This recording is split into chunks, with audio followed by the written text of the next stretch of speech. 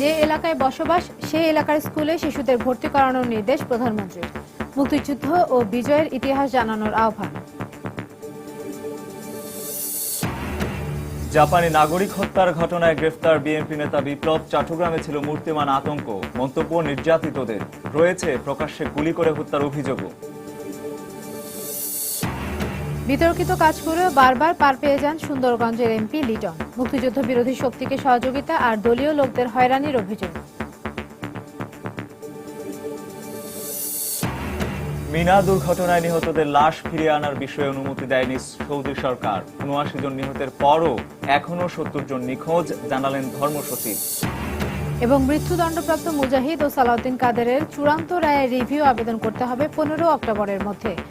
দণ্ড পরিবর্তনের সুযোগ নেই, মন্তব্য অ্যাটর্নি জেনারেলের।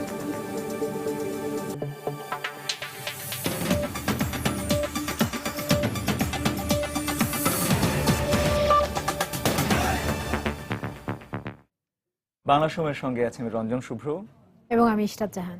দেশের প্রতিটি এলাকার শিশুদের অগ্রাধিকার ভিত্তিতে স্থানীয় স্কুলে ভর্তি করার নির্দেশ দিয়েছেন প্রধানমন্ত্রী শেখ হাসিনা। তিনি বলেছেন, যে এলাকায় বসবাস সে এলাকার স্কুলে ভর্তি হওয়া শিশুদের অধিকার, আর এই বিষয়টি তদারক করতে নিজ কার্যালয়কে নির্দেশ দেন তিনি। বিশ্ব শিশু দিবস উপলক্ষে সকালে শিশু একাডেমিতে আয়োজিত আলোচনা সভায় বক্তব্য রাখেন তিনি। এ সময় প্রধানমন্ত্রী গৃহকর্মী শিশুদের নির্যাতনের মানসিকতা বন্ধ করার আহ্বান জানিয়ে বলেন, তাদেরও শিক্ষার অধিকার নিশ্চিত করতে হবে। শিক্ষা প্রতিটি শিশুর অধিকার, তবে শিক্ষা জীবনে প্রবেশ করতে অনেক শিশুকেই এরকম কষ্টকর অভিজ্ঞতার মধ্য দিয়ে যেতে হয় শিক্ষা জীবনের শুরুতে। তাই এমন অনভিপ্রেত ঘটনা বন্ধ করার দাবি অনেক দিনের। বিশ্ব শিশু দিবসের উদ্বোধনী অনুষ্ঠানে প্রধানমন্ত্রী বলেন, প্রতিটি শিশুর শৈশব হতে হবে আনন্দময়। একদিকে তাদের লেখাপড়ার অধিকার নিশ্চিত করতে হবে, অন্যদিকে খেয়াল রাখতে হবে তাদের উপর যেন বইয়ের বোঝা চাপিয়ে দেয়া না হয়। যে এলাকায় যারা বসবাস করবে সেই এলাকায় স্কুলের শিশুরা ভর্তি হবে, এটা তাদের অধিকার। এটা সরাসরি তাদেরকে আগে ভর্তি করে নিতে হবে। তারা যদি লেখাপড়া শিখে ছাপানো প্রশ্নপত্র পড়ে উত্তর দিয়ে স্কুলে ভর্তি হতে পারে, তাহলে স্কুল কি শেখালো? প্রাইমারি শিক্ষা মন্ত্রণালয় অবশ্যই এ ব্যাপারে যথাযথ ব্যবস্থা নেবেন, আর প্রাইম মিনিস্টার অফিস থেকে এটা যেন কোঅর্ডিনেট করা হয়। তারা যেন লক্ষ্য রাখেন যে কাজগুলো ঠিক মতো হচ্ছে কি না। শেখ হাসিনা বলেন, দেশে ১৬ কোটি মানুষের খাদ্য নিরাপত্তা নিশ্চিত হয়েছে। তাই কোনো পথ শিশুকে যেন অনাহারে না থাকতে হয় তা নিশ্চিত করতে সমাজ কল্যাণ এবং মহিলা ও শিশু বিষয়ক মন্ত্রণালয়কে নির্দেশ দেন তিনি। অনেক সময় অনেক শিশুদের বাড়িতে নিয়ে আসেন কাজ করতে, কিন্তু সেই শিশুদেরও লেখাপড়ার অধিকার রয়েছে। আর ওই ফ্রিজ থেকে একটু মিষ্টি খেলো কেন অমনি তাদের মারা বা তাদেরকে উপরে অত্যাচার করা, মানুষ এইভাবে এত নির্দয় কিভাবে হয় আমি এটা চিন্তা করে পাই না। কোনোভাবেই শিশুদের নির্যাতন কখনো মেনে নেওয়া যাবে না, এটা বন্ধ করতে হবে। আর শিশুদের কোনো রকম কোনো ঝুঁকিপূর্ণ তাদের ক্ষতি হোক এই ধরনের কোনো কাজ তাদের দিয়ে করানো যাবে না।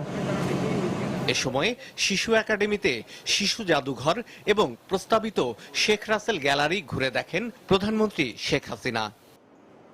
শাহ আলী জয়, সময় সংবাদ, ঢাকা। কোনো ভর্তি পরীক্ষা না নিয়ে দেশের প্রতিটি এলাকায় শিশুদের স্থানীয় স্কুলে ভর্তি করার বিষয়ে প্রধানমন্ত্রীর নির্দেশনাকে স্বাগত জানিয়েছেন শিক্ষাবিদরা। তবে এ ধরনের অধিকার প্রতিষ্ঠার ক্ষেত্রে দেশের সব স্কুলের মান ও অবকাঠামোগত উন্নয়ন প্রয়োজন বলে মনে করেন তারা। আর এক্ষেত্রে শিক্ষা খাতে বাজেট বাড়ানোর আহ্বান জানিয়েছেন শিক্ষাবিদরা। প্রতি বছরই ডিসেম্বর জানুয়ারিতে সন্তানদের স্কুলে ভর্তি নিয়ে রীতিমতো যুদ্ধে নামতে হয় অভিভাবকদের। এক্ষেত্রে সবারই দৃষ্টি নির্দিষ্ট কিছু বিদ্যালয়ের দিকে। এতে অভিভাবকের পাশাপাশি খুদে শিক্ষার্থীদেরও কম ঝামেলা পোহাতে হয় না। এমন বাস্তবতায় কোনো ভর্তি পরীক্ষা না নিয়ে দেশের প্রতিটি এলাকার শিশুদেরকে স্থানীয় স্কুলগুলোতে ভর্তি করার বিষয়ে প্রধানমন্ত্রীর বক্তব্যকে স্বাগত জানিয়েছেন শিক্ষাবিদরা। প্রাথমিক শ্রেণীতে ভর্তির বিষয়ে যে পরামর্শটা মাননীয় প্রধানমন্ত্রী দিয়েছেন সেটাও আমাদের দেশের জন্য কল্যাণকর হবে। 9 বছর পর্যন্ত বাধ্যতামূলক রাষ্ট্রীয় খরচে নির্বাহ করার কথা বলা হয়েছে। শিক্ষার অধিকার প্রতিষ্ঠা করা হয়েছে। আর 12 বছর পর্যন্ত সুযোগ দিতেই হবে। তো সেই জায়গা থেকেই তো প্রধানমন্ত্রী ফিরে এসে তিনি তার অঙ্গীকারটা আবার পুনর্ব্যক্ত করলেন। এটা হচ্ছে প্রত্যাশার জায়গা। আর এ ধরনের পরিকল্পনা বাস্তবায়নে শিক্ষাক্ষেত্রে বাজেট বাড়ানোর পাশাপাশি সংশ্লিষ্ট মন্ত্রণালয়কে আরো বেশি তৎপর হতে হবে বলে মনে করেন তারা। ওনার নির্দেশনা উনি দিয়েছেন, প্রাপ্তির জায়গা থেকে এখন মন্ত্রণালয়গুলোর দায় এবং দায়িত্ব দুটোই এটা বাস্তবায়ন করা। এই বিদ্যালয়গুলোর একটা নিম্নতম মান যাতে থাকে, যাতে মা বাবা আগ্রহী হন ওইখানে তাদের শিশুদের পাঠাতে। এখনই পদক্ষেপ নিলে 8 জানুয়ারি থেকেই এই নির্দেশনা বাস্তবায়ন সম্ভব বলেও মনে করেন শিক্ষাবিদরা। রাশেদ লিমন, সময় সংবাদ, ঢাকা। দেশে ক্রান্তিকাল চলছে মন্তব্য করে বিএনপির ভারপ্রাপ্ত মহাসচিব মির্জা ফখরুল ইসলাম আলমগীর বলেছেন, দেশের মানুষের অধিকার আদায়ে এখন সবাইকে ঐক্যবদ্ধ হয়ে কাজ করতে হবে। দুপুরে রাজধানীর নয়াপল্টনে দলের কেন্দ্রীয় কার্যালয়ে জাতীয়তাবাদী মুক্তিযোদ্ধা দলের নেতাদের সঙ্গে মতবিনিময়ের সময় কথা বলেন তিনি। আমি আশা করব যে 1971 সালের স্বাধীনতা যুদ্ধে আপনারা যারা মুক্তিযুদ্ধে সক্রিয়ভাবে নেতৃত্ব দিয়েছেন, বাংলাদেশের মানুষের অধিকার আদায়ের জন্য একইভাবে আমরা বাংলাদেশের মানুষকে সঙ্গে নিয়ে কাজ করব। মুক্তিযোদ্ধা জাতীয়তাবাদী দল সফল হবেন এবং ঐক্যবদ্ধ হয়ে কাজ করবেন, এটাই হচ্ছে আমাদের প্রত্যাশা। বিদেশিদের রেড অ্যালার্ট জারি করা এদেশের জন্য লজ্জাজনক বলে মন্তব্য করেছেন জাতীয় পার্টির চেয়ারম্যান হোসেন মাহমুদ এরশাদ। সকালে রাজধানী বনানীতে রংপুর বিভাগীয় জাতীয় পার্টির প্রতিনিধি সভায় বক্তব্য রাখেন তিনি। এ সময় এরশাদ বলেন, দেশে কোনো গণতন্ত্র নেই, সব জায়গায় দলীয়করণ চলছে। বিদেশিরা রেড অ্যালার্ট দিয়েছে, কত বড় লজ্জার কথা দেশের জন্য। কত ছোট হয়েছে আমাদের দেশ, বিদেশে চলে যাচ্ছে। আমাদের সবচেয়ে বড় যেটা আয়ের উৎস গার্মেন্টস সেক্টরের লোক বাইরে আসছে না, তারা বলছে বাইরে দেখা করো, বাংলাদেশ আসতে ভয় পাচ্ছে। কি দেশ হলো, কিসের গণতন্ত্র হলো? আমরা সবাই জানি গণতন্ত্রের চিহ্ন এখানে নাই, প্রাণহীন গণতন্ত্র, সুশাসনের অভাব। আজকে বিজেপি রাস্তায় দেখি, তাতে কি মানুষের মানে শান্তি ফিরে আসছে, স্বস্তি ফিরে আসছে? এটা কিসের লক্ষণ? যে দেশে আইনের শাসন নাই, নিরাপত্তা নাই, জীবনের নিরাপত্তা নাই, বাঁচার অধিকার নাই, কথা বলার অধিকার নাই। সরকার সর্বোচ্চ প্রাধান্য দিয়ে বিদেশি নাগরিক হত্যার রহস্য উদ্ঘাটনে কাজ করছে বলে জানিয়েছেন স্বরাষ্ট্রমন্ত্রী আসাদুজ্জামান খান কামাল। সকালে গাজীপুরের শফিপুরে আনসার একাডেমিতে 33তম বিসিএস কর্মকর্তাদের প্রশিক্ষণ ও কুচকাওয়াজ পরিদর্শন শেষে সাংবাদিকদের কথা বলেন তিনি। সর্বোচ্চ প্রায়োরিটি দিয়ে এই হত্যার রহস্য বের করার জন্য আমরা প্রচেষ্টা নিচ্ছি এবং আমাদের গোয়েন্দা, আমাদের পুলিশ, আমাদের নিরাপত্তা বাহিনী, আমাদের সর্বস্তরের নিরাপত্তা বাহিনী মানে তাদের প্রচেষ্টা অব্যাহত রেখেছে। আমরা আশা করছি আমরা খুব শীঘ্রই এর মানে মূল রহস্যটা কি এবং কারা হত্যাকাণ্ডের সঙ্গে জড়িত সবই আমরা আপনাদের কাছে জানাতে পারব। কারাগারে প্রায় 1000-এর উপরে মানে অবৈধ নাগরিক এখানে ছিল, তাদের কারাগারের মেয়াদ, শাস্তির মেয়াদ শেষ হয়ে গিয়েছে, তারপর তারা বাড়ি যাচ্ছে না। তাদের বিদেশি দূতরাও তাদেরকে বলা হওয়ার পরেও তাদের কাছে নিচ্ছে না, এটাও একটা কিন্তু আমাদের কাছে রয়ে গিয়েছে। আর এই মুহূর্তে 2,14,700 বিদেশি আমাদের বাংলাদেশে বিভিন্ন পেশায় বিভিন্ন কাজে এখানে কাজ করছে। বাংলাদেশে আইএসের কোনো অস্তিত্ব না থাকলেও জঙ্গি সংগঠন রয়েছে বলে মন্তব্য করেছেন সিআইডির অতিরিক্ত মহাপরিদর্শক শেখ হেমায়েতুদ্দিন। সকালে ফেনী পুলিশ সুপারের কার্যালয়ে সিআইডির জেলা ক্যাম্পের নতুন অফিস উদ্বোধন শেষে সাংবাদিকদের একথা বলেন তিনি। কেউ যদি বলে যে আমি আইএস এর পক্ষে কাজ করছি বলতে পারে, কিন্তু সেই ধরনের তাদের কোনো যে অ্যাক্টিভিটিস নেই, সংগঠন নেই। তবে জঙ্গি তৎপরতা কিন্তু বাংলাদেশে কিছু আছে। বিদেশি ঘটনা যেটা যে দুটো হয়েছে, এটা কিন্তু আমি বলবো যে হয়তো রাজনৈতিক ফায়দা লোটার লক্ষ্যে এই ব্যবস্থা গ্রহণ করা হয়েছে। কনিয় হোসির লাশ দাফন ও হত্যা মামলার সার্বিক খোঁজ খবর নিতে জাপানি প্রতিনিধি দল রংপুরে জেলা প্রশাসকের সঙ্গে দেখা করেছেন। পুলিশি প্রহরায় গোপনীয়তা রক্ষা করে 3 সদস্যের প্রতিনিধি দলটি দুপুরে শহরের কাচারি বাজারে জেলা প্রশাসকের কার্যালয়ে যায়। এ সময় জেলা প্রশাসক রাহাত আনোয়ার এবং রংপুরের অতিরিক্ত পুলিশ সুপার আবদুল্লাহ আল ফারুকের সঙ্গে প্রায় আধা ঘন্টা কথা বলেন তারা। জাপানি প্রতিনিধি দল মর্গে রাখা হোসিওর লাশ দাফনের বিষয়ে জেলা প্রশাসনের সার্বিক সহযোগিতা চেয়েছেন বলে জানা গেছে। তবে এ বিষয়ে ক্যামেরার সামনে কথা বলতে রাজি হয়নি তারা। এদিকে মামলার তদন্ত চলমান থাকলেও খুব একটা অগ্রগতি হয়নি বলে জানিয়েছে অতিরিক্ত পুলিশ সুপার।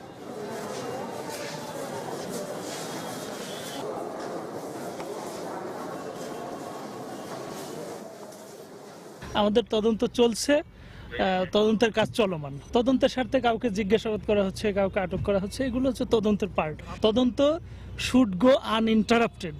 সো এই বিষয়ে আপনাদের সহযোগিতা কামনা করি।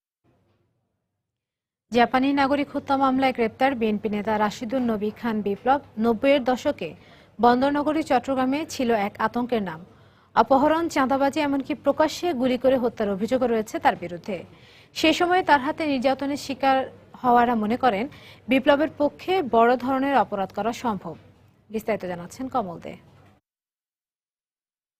দীর্ঘদিন পর আবারও আলোচনায় আসলেন বিএনপি নেতা রশিদুন নবী বিপ্লব। রংপুরে জাপানি নাগরিক কুনিও হোসে হত্যা মামলায় তাকে গ্রেপ্তার করেছে পুলিশ। এর আগে এক দশক চট্টগ্রামে ত্রাসের রাজত্ব কায়েম করেছিলেন বলে অভিযোগ রয়েছে তার বিরুদ্ধে। 1990 সালে বিপ্লব চট্টগ্রাম মেডিকেল কলেজে ভর্তি হন।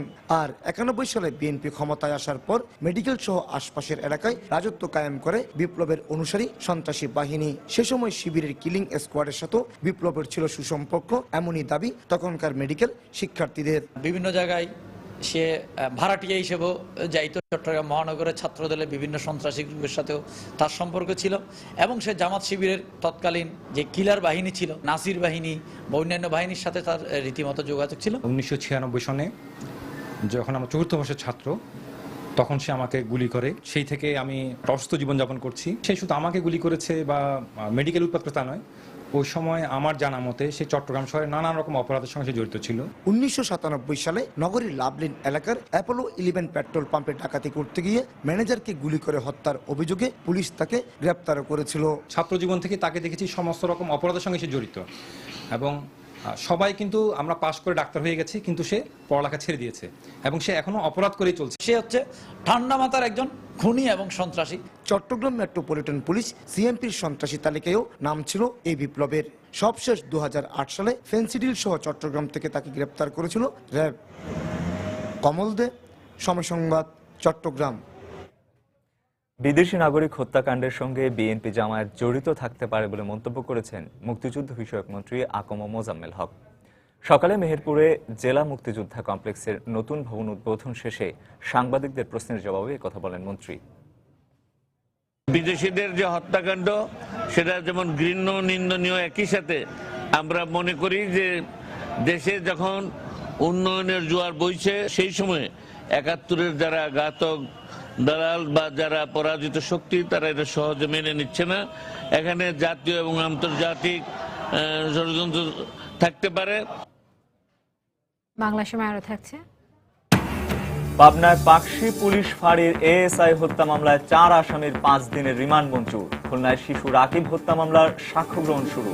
মিনা দুর্ঘটনায় নিহত বাংলাদেশি হাজিদের লাশ দেশে ফিরিয়ে আনার বিষয়ে সৌদি সরকার এখনো অনুমতি দেয়নি বলে জানিয়েছেন ধর্মসচিব।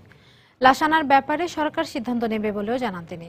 দুপুরে সচিবালয়ে সাংবাদিকদের সঙ্গে কথা বলেন ধর্মসচিব। তিনি আরও জানান, মিনা দুর্ঘটনায় পদদলিত হয়ে 79 জন বাংলাদেশি নিহত হওয়ার পরও এখনও নিখোঁজ রয়েছেন 70 জন। এবার বাংলাদেশ থেকে 1,01,158 জন হজ পালন করতে সৌদি আরব যান।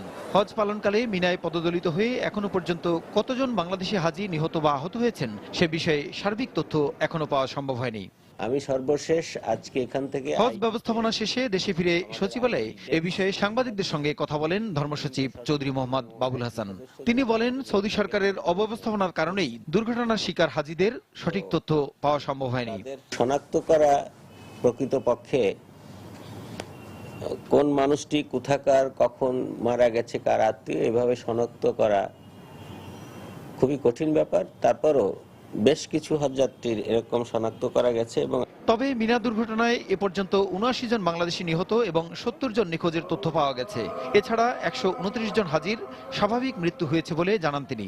এমনিতে হজযাত্রী তো মারা গেছে এই পর্যন্ত 129 জন, তার ভিতরে পুরুষ 105, মহিলা 24। এদিকে হজ পালনকালে কারো মৃত্যু হলে হাজিদের মরদেহ দেশে পাঠানোর নিয়ম না থাকায় নিহত বাংলাদেশি হাজিদের মরদেহ ফেরত চাওয়ার বিষয়ে সরকার সিদ্ধান্ত নেবে। তাদের নিয়মে তারা কোনো দেশের মানে ডেড বডি, হজ টাইমে হজযাত্রীদের ডেড বডি সাধারণত তারা কোনো দেশে পাঠায় না। সেক্ষেত্রে ইরান একমাত্র ব্যক্তি এই পর্যন্ত তাদের 466 জনের মধ্যে 132 জনের অনুমতি পেয়েছে।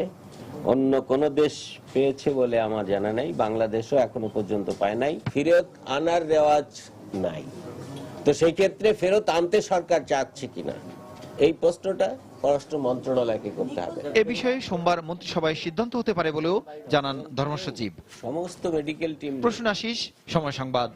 একের পর এক বিতর্কিত কর্মকাণ্ড করেও বারবার পার পেয়ে গেছেন গাইবান্ধার সুন্দরগঞ্জের সংসদ সদস্য মঞ্জুরুল ইসলাম লিটন।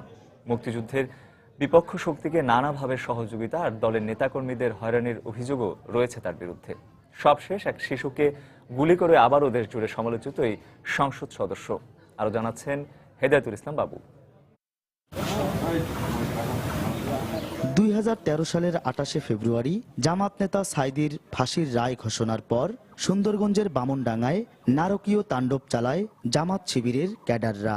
নির্মমভাবে 4 পুলিশকে পিটিয়ে হত্যার পাশাপাশি ভাঙচুর, অগ্নিসংযোগ ও লুটপাট চালিয়ে ধ্বংসযজ্ঞে পরিণত করে বামনডাঙ্গা পুলিশ ফাঁড়ি ও রেল স্টেশন। ওই ঘটনার পর প্রশ্ন ওঠে উপজেলা আওয়ামী লীগের সভাপতি ও বর্তমান সংসদ সদস্য মঞ্জুরুল ইসলাম লিটনের ভূমিকা নিয়ে। জামাত নেতা কাশেম তার কিন্ডারগার্টেন স্কুল বন্ধ করে দেয়। পরবর্তীতে এমপি সাহেব তার লোকজন দিয়ে কিছু টাকার বিনিময়ে আবার ওই স্কুল চালু করে দেন। 28 ফেব্রুয়ারি একটা ঘটনা ঘটবে, উনি সম্ভবত উনি জানেন। উনি 27 ফেব্রুয়ারির মধ্যেই রেলওয়ের যে অফিস আছে, অফিস থেকে ওনার চেয়ার টেবিল আসবাবপত্র সব সরিয়ে নিয়ে গেছে।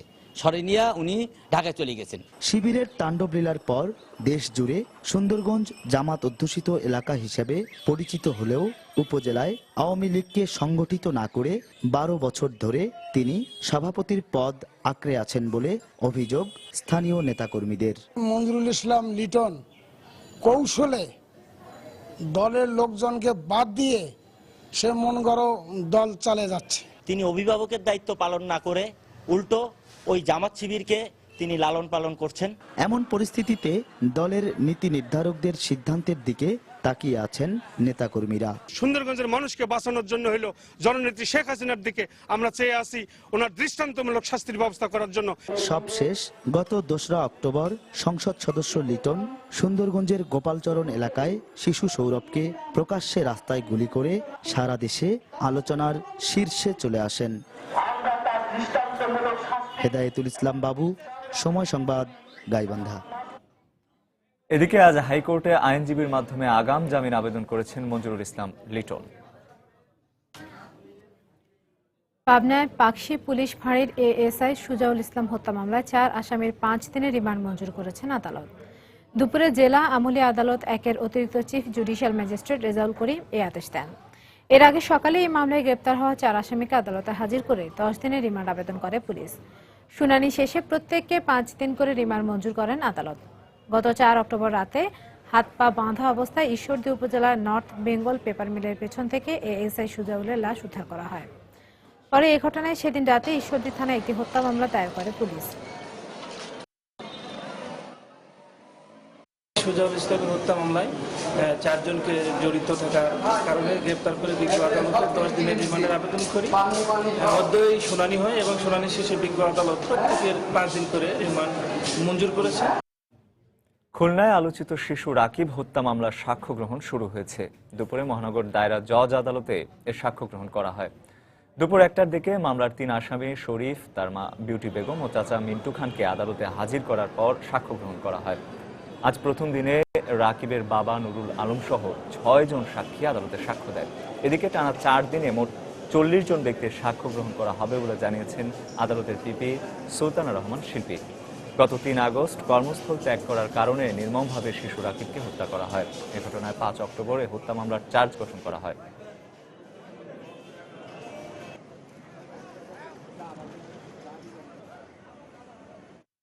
সিলেটে শিশু রাজন হত্যা মামলায় সাক্ষ্য গ্রহণের 5ম দিনে আজ 3 জন সাক্ষী সাক্ষ্য দিয়েছেন। দুপুরে মহানগর দায়রা জজ আলী আকবর মৃধার আদালতে সাক্ষ্য দেন তারা। আগামীকাল সাক্ষ্য গ্রহণের পরবর্তী দিন ধার্য করা হয়েছে। এর আগে আটককৃত 10 আসামিকে আদালতে হাজির করে পুলিশ। পরে শিশু রাজনকে নির্যাতনের প্রত্যক্ষদর্শী আনোয়ারুল হক, বেলালা আহমদ ও আব্দুল মান্নানের সাক্ষ্য গ্রহণ করা হয়। এই মামলায় এখন পর্যন্ত 38 জনের মধ্যে 17 জন সাক্ষী সাক্ষ্য দিয়েছেন। গত 8 জুলাই ভোরে শহরতলির কুমারগাঁও এলাকায় চোর সন্দেহে শিশু রাজনকে গাছের সঙ্গে বেঁধে নির্মমভাবে পিটিয়ে হত্যা করা হয়।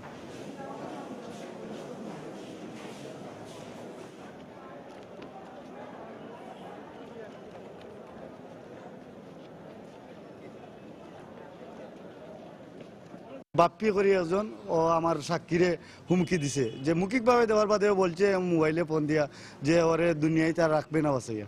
তো এইভাবে যদি সাক্ষী সকলরে হুমকি দেয় তা আমি কিভাবে বিচার পাবো? হবিগঞ্জে সিরিজ বোমা হামলার বিস্ফোরণ মামলায় 2 জন সাক্ষ্য দিয়েছেন।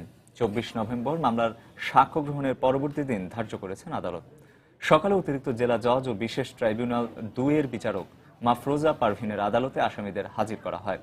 পরে রাষ্ট্রপক্ষের সাক্ষী হবিগঞ্জের বহুলা গ্রামের ইউসুফ মিয়া ও ঢাকার পূর্ব বাসাবো এলাকার আনোয়ারুল করিম সাক্ষ্য দেন। আদালতে তারা জানান, ঘটনার সময় বিস্ফোরণের শব্দ শুনলেও কে বা কারা এই ঘটনা ঘটিয়েছে তা তারা দেখেননি। এ পর্যন্ত এই মামলায় 58 জন সাক্ষীর মধ্যে 26 জন সাক্ষী সাক্ষ্য দিয়েছেন। 2005 সালের 17 আগস্ট হবিগঞ্জ শহরের গুরুত্বপূর্ণ 5টি স্থানে একযোগে সিরিজ বোমা হামলার ঘটনা ঘটে। পরে এই ঘটনায় পুলিশ বাদী হয়ে 5টি মামলা দায়ের করে। কুমিল্লায় আলোচিত ট্রিপল মার্ডার মামলায় 4 জনের যাবজ্জীবন কারাদণ্ডাদেশ দিয়েছেন আদালত। দুপুরে জেলার বিশেষ দায়রা জজ আদালতের বিচারক মোহাম্মদ নবাবুর রহমান এই আদেশ দেন। এছাড়া দণ্ডপ্রাপ্ত প্রত্যেককে 10,000 করে জরিমানা করা হয়েছে। মামলার বিবরণে জানা যায়, 2001 সালের 19 সেপ্টেম্বর রাতে দেবিদ্বার উপজেলার হারসার গ্রামের দুলাল চন্দ্র দাস, তার মা চারুবলা ও মেয়ে আখি রানীকে কুপিয়ে হত্যা করা হয়। এই ঘটনায় পরদিন অজ্ঞাতনামা 10 জনকে আসামি করে একটি মামলা দায়ের করেন নিহত দুলাল চন্দ্র দাসের মামা। পরে 20 জন সাক্ষীর সাক্ষ্য গ্রহণ শেষে আজ এই রায় ঘোষণা করা হয়। রায়ে মুখলেসুর রহমান, অহিদ মিয়া, খোরশেদ আলম ও নোয়াব মিয়াকে যাবজ্জীবন সশ্রম কারাদণ্ডাদেশ দেন বিচারক। তবে দণ্ডপ্রাপ্তদের মধ্যে 2 জন পলাতক রয়েছে। চট্টগ্রামে তুচ্ছ ঘটনাকে কেন্দ্র করে ছোট ভাইয়ের হাতে প্রকৌশলী বড় ভাই খুন হয়েছেন। সকালে নগরের লাভলেইন এলাকায় এই ঘটনা ঘটে। পুলিশ ও স্বজনরা জানায়, সোহেল ছোট ভাই মোবাশ্বিরকে কলেজে যাওয়ার জন্য ঘুম থেকে ডেকে তুললে সে ক্ষিপ্ত হয়ে তাকে ছুরিকাঘাত করে। পড়াশোনায় অমনোযোগী থাকায় বড় ভাই সোহেল প্রায়ই মোবাশ্বিরকে শাসন করতেন বলে জানান স্বজনরা। গত রাতেও এই বিষয় নিয়ে তাকে বকাঝকা করেন বড় ভাই সোহেল। এতে ক্ষিপ্ত হয়ে মোবাশ্বির বড় ভাইকে হত্যা করে। এদিকে পরিবারের পক্ষ থেকে মোবাশ্বিরকে মানসিক প্রতিবন্ধী বলে দাবি করা হয়েছে।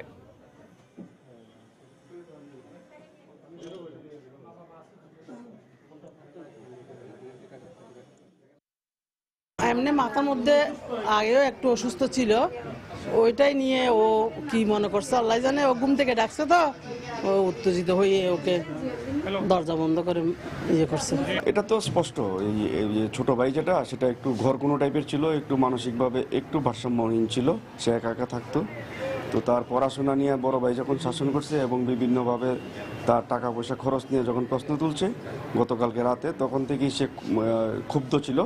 আজকে সকালে বড় ভাই যখন সে তাকে ডাকতে গেছে তখনই সে ঘর থেকে বের হয়ে সাথে সাথে বড় ভাইকে ওই ছুরি দিয়ে আঘাত করে প্রথম, তারপরে একবারে জবাই করে ফেলে, জবাই করে সে পালিয়ে যায়। চূড়ান্ত রায়ে আইনি প্রক্রিয়ায় কোনো ত্রুটি না থাকলে রিভিউ আবেদনে জামায়াত নেতা আলী হাসান মোহাম্মদ মুজাহিদ ও বিএনপি নেতা সালাউদ্দিন কাদের চৌধুরীর দণ্ড পরিবর্তন হওয়ার সুযোগ কম বলে মনে করেন অ্যাটর্নি জেনারেল মাহবুবে আলম। আর ট্রাইব্যুনালের প্রসিকিউটর রানা দাশগুপ্ত জানান, রিভিউয়ে সাজার পরিবর্তন হয়েছে, এটাও নজিরবিহীন। যদিও আসামি পক্ষের আইনজীবী মনে করেন বিচারকরা তাদের ক্ষমতা বলে রিভিউয়ে মৃত্যুদণ্ডের সাজা কমাতে পারেন। আফজাল হোসেনের রিপোর্ট। সর্বোচ্চ আদালতের রায়ের বিরুদ্ধে 15 দিনের মধ্যে রিভিউ চাইতে পারবে সংক্ষুব্ধ যে কোনো পক্ষ। সে হিসেবে আগামী 15 অক্টোবর শেষ হচ্ছে জামায়াত নেতা আলী হাসান মোহাম্মদ মুজাহিদ ও বিএনপি নেতা সালাউদ্দিন কাদের চৌধুরীর রিভিউয়ের সুযোগ। এরই মধ্যে রায়ের বিরুদ্ধে রিভিউয়ের সিদ্ধান্তের কথা জানিয়েছেন এই 2 মানবতা বিরোধী। যদিও আপিল বিভাগ দণ্ডের বিরুদ্ধে নয়, বরং রায়ে আইনি প্রক্রিয়ার ব্যত্যয় ও ভুল ত্রুটি সংশোধনের জন্য রিভিউ করা যাবে বলে মতামত দিয়েছেন। অ্যাটর্নি জেনারেল মাহবুবে আলম বলেন, এসব বিষয় ছাড়া রিভিউ আবেদন মঞ্জুর হওয়ার সুযোগ কম। আপিল শুনানি যেরকম মেরিটের উপরে বিবেচনা করা হয়, এখানে সেই বিবেচনার অবকাশ নাই।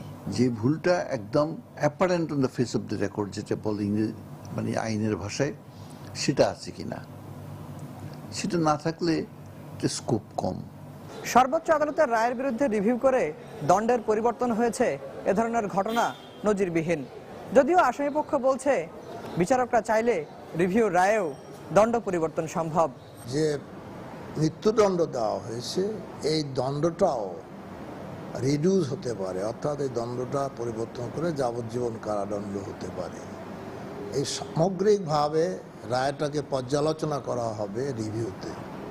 এই পর্যালোচনা করার পরে আপিল বিভাগ যে রায় দেবে সেই রায়টি চূড়ান্ত রায় হবে। আইনগত ত্রুটি বিচ্যুতি যদি না থাকে, review petition will be rejected. Review পিটিশনের মধ্যে কখনো কোনো সময় যে অ্যাপিলেট ডিভিশনের মামলার রায়ের কোনো পরিবর্তন ঘটেছে আমি দেখিনি। সংশ্লিষ্টরা বলছেন মৃত্যু পরোয়ানার আসামি মুজাহিদ ও সালাউদ্দিন কাদের চৌধুরীর রিভিউ আবেদন করলে তা দ্রুত নিষ্পত্তির জন্য আবেদন করা হবে, ফলে রায় কার্যকরে অপেক্ষা করতে হবে রিভিউ নিষ্পত্তি পর্যন্ত। আফজাল হোসেন, সময় সংবাদ, ঢাকা। পর্যায়ক্রমে দেশের সব নাগরিকদের স্মার্ট কার্ড দেয়া হবে বলে জানিয়েছেন নির্বাচন কমিশনার ব্রিগেডিয়ার জেনারেল অবসরপ্রাপ্ত মোহাম্মদ জাভেদ আলী।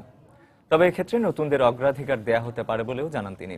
সকালে ছবি সহ ভোটার তালিকা হালনাগাদ কার্যক্রম 2015 উপলক্ষে নরসিংদী সার্কিট হাউসে আয়োজিত এক মতবিনিময় সভায় তিনি কথা বলেন। এ সময় তালিকায় বাদ পড়া ভোটাররা যে কোনো সময় ভোটার তালিকা অন্তর্ভুক্ত হতে পারবেন বলেও জানান তিনি। এ সময় মৃত ব্যক্তির পক্ষে ভোট দিয়ে কমিশনের কাজকে কলুষিত না করার আহ্বান জানান নির্বাচন কমিশনার।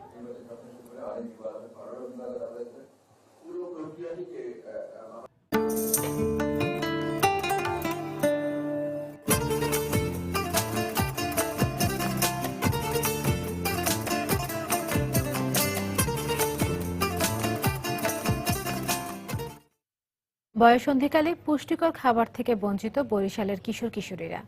এ বিষয়ে খুব একটা ধারণা নেই গ্রামের অভিভাবকদের। এক্ষেত্রে পারিবারিক সচেতনতা বাড়াতে সামাজিক উদ্যোগ দরকার বলে মনে করেন শিক্ষকরা। এ সময় কিশোরীরা পুষ্টিকর খাবার না পেলে ভবিষ্যতে মা হবার সময় বিকলাঙ্গ শিশুর জন্ম দেওয়ার আশঙ্কা থাকে বলে জানান চিকিৎসকরা। মাহমুদুন নবীর তোলা ছবিতে বিস্তারিত জানাচ্ছেন ফিরদাউস সোহাগ। বয়সন্ধিকালে শারীরিক পরিবর্তনের এই সময়টিতে কিশোর কিশোরীদের জন্য প্রয়োজন নানা পুষ্টিকর খাবার, কিন্তু প্রত্যন্ত গ্রামাঞ্চলের অনেক অভিভাবকের এখনো বিষয়টি রয়েছে অজানা। পাঠ্য বইয়ের কারণে শিক্ষার্থীরা জানলেও পরিবারের অসচ্ছলতার কারণে পুষ্টিকর খাবার থেকে বঞ্চিত হচ্ছে তারা। এই সমস্ত জিনিস আমরা জানিও না, শুনিও না। আমরা তো গরিব মানুষ, এই সমস্ত জিনিস আমরা খাওয়াইতেও পারি না। এই পরিবর্তনের সময় আমাদের আর কি অনেক পুষ্টিরও দরকার হয়। এই পুষ্টির জন্য আমরা বই থেকে জেনেছি যে আমাদের সুষম খাদ্যের প্রয়োজন হয়, যেমন ডিম, দুধ, মাংস। অর্থনৈতিক সংকটের কারণে আমার যেসব পুষ্টিকর খাবার গ্রহণ করা দরকার সেগুলো আমার পরিবার দিতে পারছে না। এদিকে এই অবস্থার পরিবর্তনের জন্য পারিবারিক সচেতনতা বাড়াতে সামাজিক উদ্যোগ দরকার বলে মনে করেন এই শিক্ষক। স্বল্প মূল্য পুষ্টিমানের খাবার দেয়া যায়, এই জন্য পরিবারকে সচেতন হতে হবে। তো প্রতিটা পরিবার যদি সচেতন হয়, পরিবারে যদি সচেতনতা বৃদ্ধি করা যায়, এর জন্য সামাজিক উদ্যোগ দরকার। আর বিশেষজ্ঞ চিকিৎসকরা বলছেন এ সময় কিশোরীরা পুষ্টিকর খাবার না পেলে মেয়েদের ঝুঁকি রয়ে যায়।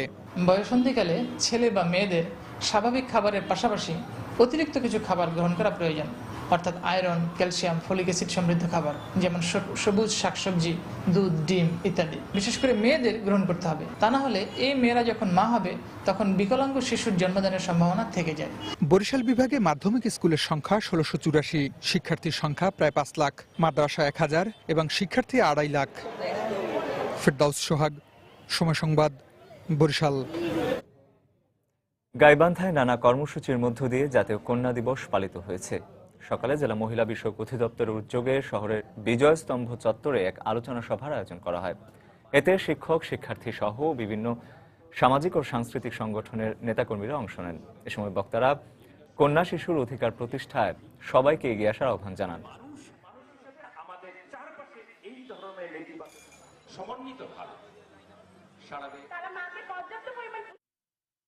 নানা আয়োজনে দেশের বিভিন্ন স্থানে পালিত হয়েছে বিশ্ব শিশু দিবস।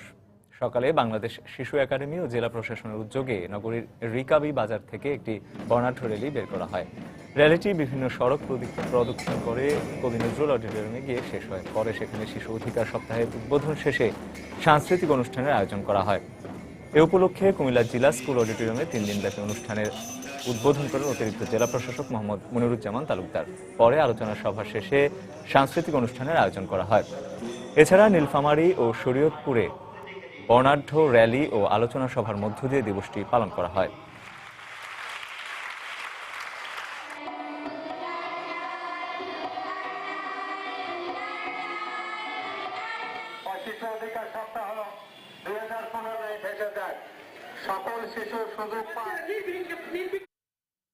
বাংলা সময়ের শীর্ষ সংবাদগুলো জানিয়ে দিচ্ছি আরেকবার।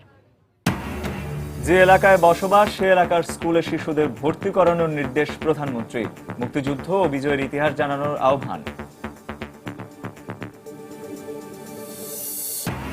জাপানি নাগরিক হত্যার ঘটনায় গ্রেপ্তার বিএনপি নেতা বিপ্লব। চট্টগ্রামে ছিল মূর্তিমান আতঙ্ক, মন্তব্য নির্যাতিতদের। রয়েছে প্রকাশ্যে গুলি করে হত্যার অভিযোগও। বিতর্কিত কাজ করেও বারবার পার পেয়ে যান সুন্দরগঞ্জের এমপি লিটন। মুক্তিযুদ্ধ বিরোধী শক্তিকে সহযোগিতা আর দলীয় লোকদের হয়রানির অভিযোগ। মিনা দুর্ঘটনায় নিহতদের লাশ ফিরিয়ে আনার বিষয়ে অনুমতি দেয়নি সৌদি সরকার।